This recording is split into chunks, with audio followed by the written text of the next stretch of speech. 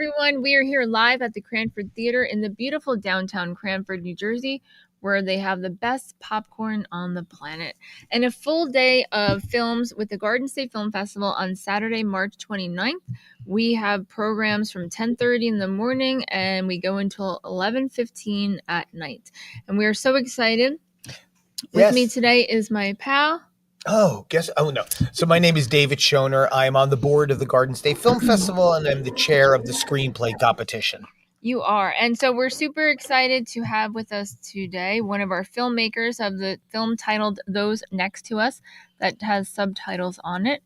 And Bernie, tell us who you are, what your role was in the film, and really what was the inspiration for making this. And it also, where you are right now, it feels like you're very passionate about bringing the message through on so many different levels.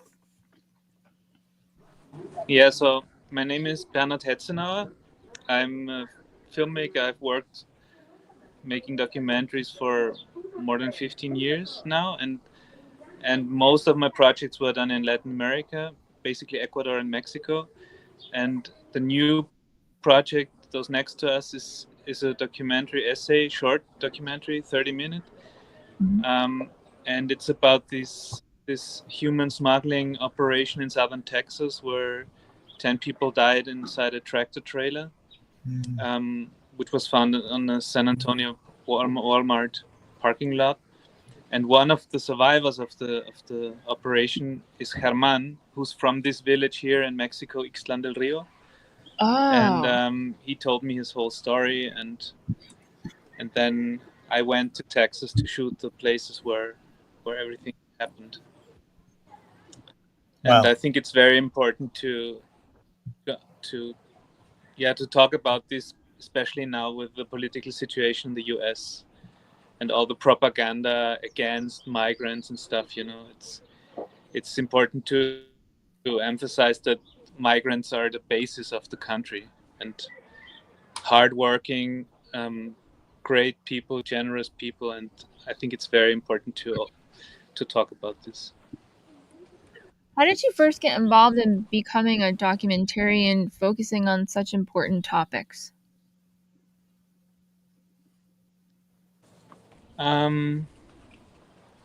Well, I wanted to make fiction films, but I always felt the strongest fiction movies were the ones that were real or felt real. Like Kieslowski is one of the greatest filmmakers, I think, and he comes from documentary. Also, I really like Béla Tarr, and Regadas, Mexican filmmaker. And so I think that fiction, great fiction, always has a lot of documentary in it, and then and it's also sometimes it's easier to lift a documentary project than a fiction project, because it's just easier to finance a documentary than a feature fiction film. Wow. Yeah, because the wonderful thing is that socially, you know, you're being very social conscious, and you have these stories to tell. And these are stories that we want to hear and we want to be told. And one of the things that the Garden State Film Festival does so well is we want these stories to be told. It's about that. It's about the whether it's a filmmaker in a narrative, we lift up the voices of maybe people and stories that aren't typically told. It's like organic. Yeah, I think it's. Yeah, I mean, like, especially since I've moved to Mexico, here the social reality is so extreme. Like sometimes documentary or like documentary reality can even surpass fiction, because it's such a surreal country, and there's also so many, you know, people disappear, and there's so much violence going on, but at the same time it's one of the most generous countries in the world, and actually this is the third part of a trilogy. The first one was about a massacre in the Sierra Nayarita here, where in an indigenous community the son of the shaman started to kill all the community and wanted to sacrifice them, and his cousin escaped the community and walked all night and one day to the next village and and went to the police and managed to stop this guy. So the Whoa. police went there and they killed him, and John, his cousin, actually is a big hero. He saved the community. That was the first part of the trilogy.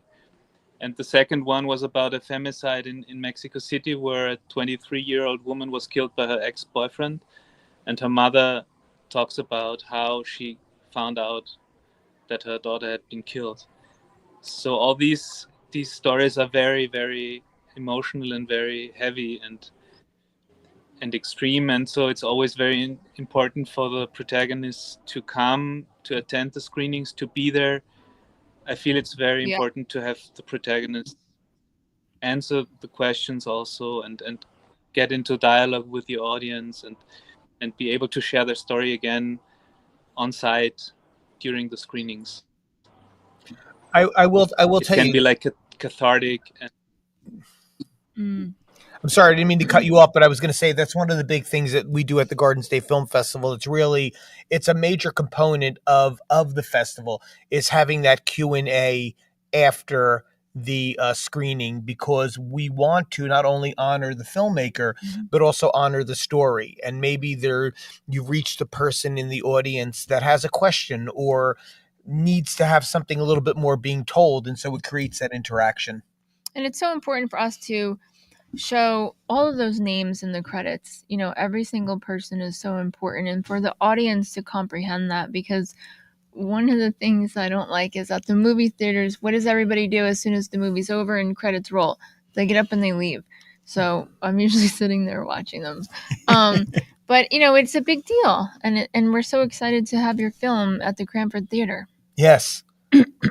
So one of the questions I wanted to ask you about is just for our audience, is because really we try to champion independent film, and whether it's a documentary, whether it is a narrative feature, short, or anything like that, we want to give voice to it.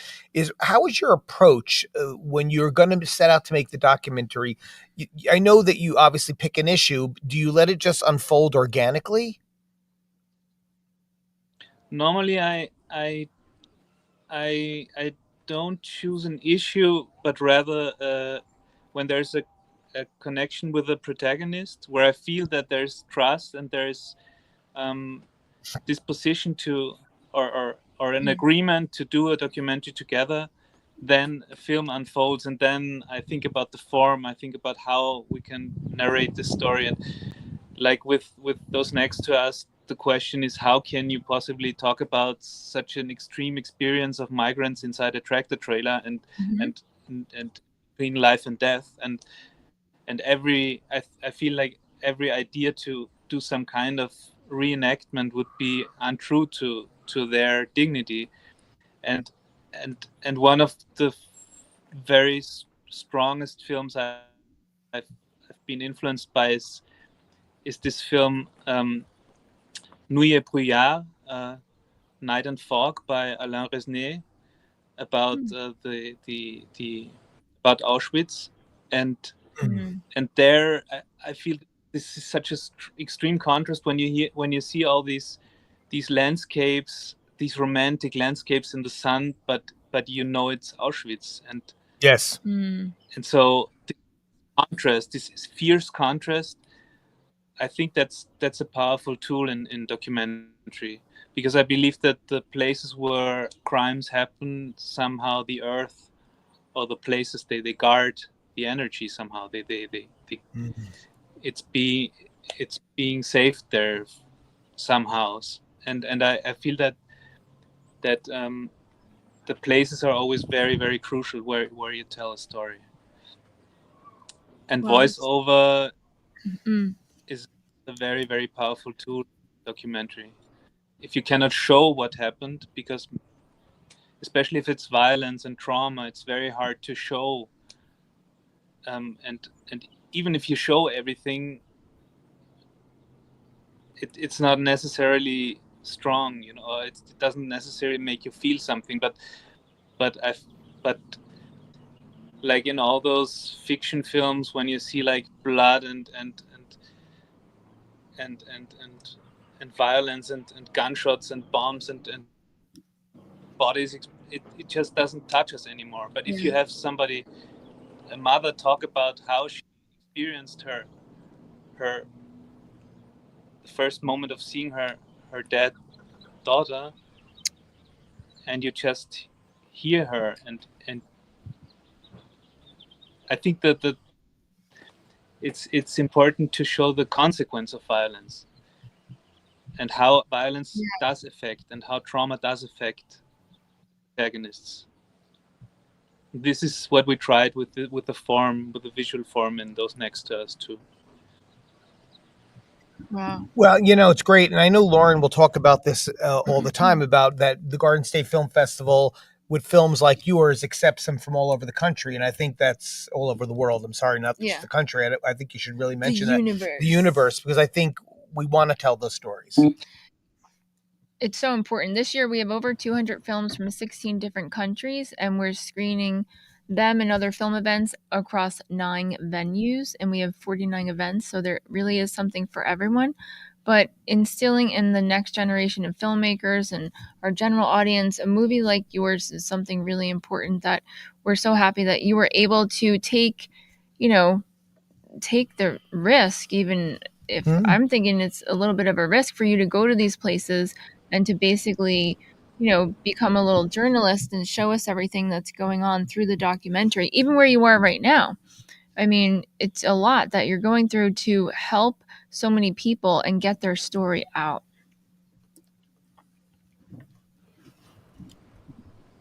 Yes. Sorry, we were cut off for a second. So sorry. I was just saying about how important it is for our feature filmmakers and our general audience, for everybody to see a movie like yours and the risk that you're taking, putting yourself in these situations, even where you are right now for what you're doing right now, but the importance of getting the story out, getting the culture and being there and witnessing it, experiencing it with them, with their family members, and telling their story is so important. So thank you so much. No, and thank you so much for having the film, because I feel the strongest screenings we had were actually in the US. Like we had screenings at Boston College, at CUNY, and at Yale and Harvard.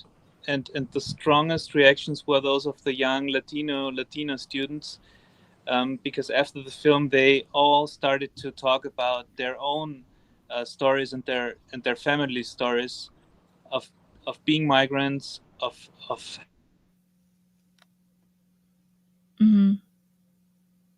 come to the US and their hardships, and like the film kind of opened up a place, a safe space.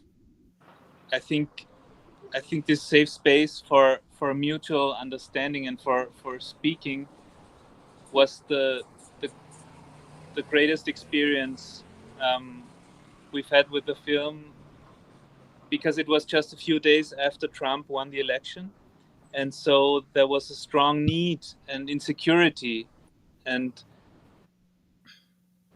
it was really beautiful to share the space of the Q&A afterwards. And I would have loved to come to Garden State, because I think that's actually in the US, that's where the film should be shown, because it's a US story, and it's just one of those trucks gets found when those human trafficking operations fail, but it's a constant thing that's happening thousands and thousands of times a year, and I think it's really, they are heroes, those migrants who cross and risk their lives just for the American dream and for their children to have to live this American dream. And yeah, I'm really grateful that you selected the film for Garden State.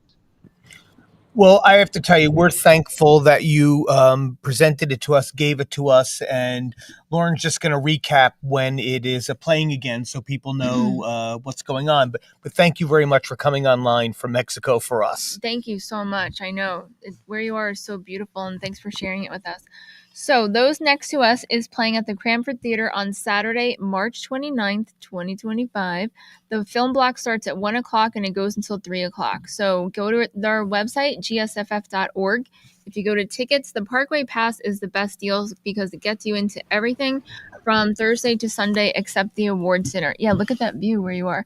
And we're so grateful for all of our filmmakers, but especially for the film Those Next to Us. And if you see our listings at a glance, use it as a map for a bird's eye view of all of the events.